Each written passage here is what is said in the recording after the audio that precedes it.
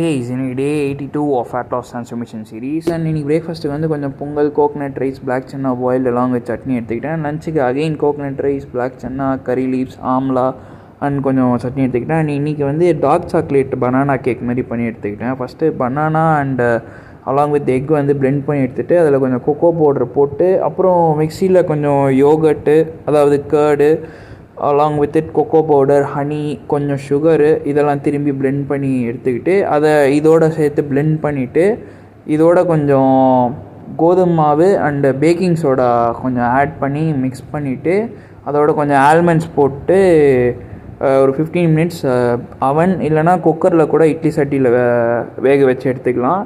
எடுத்தால் dish ready ஆகிடும். And இது வந்து அரௌண்ட் 250 கிராம் சாப்பிட்ருந்தேன். அதுவே அரௌண்ட் 1000 கேலரிஸ் கிட்டே வந்துடுச்சு. நான் மற்ற 2 மீல் கொஞ்சம் கம்மியாக சாப்பிட்டதுனால அட்ஜஸ்ட் பண்ணி 1800 கேலரிஸ் கவர் பண்ணியிருந்தேன். அண்ட் அதுக்கப்புறம் icing leg rehab exercise shoulder rehab exercise எல்லாமே முடிச்சுட்டு படுத்தாச்சு. Guys, thank you, by.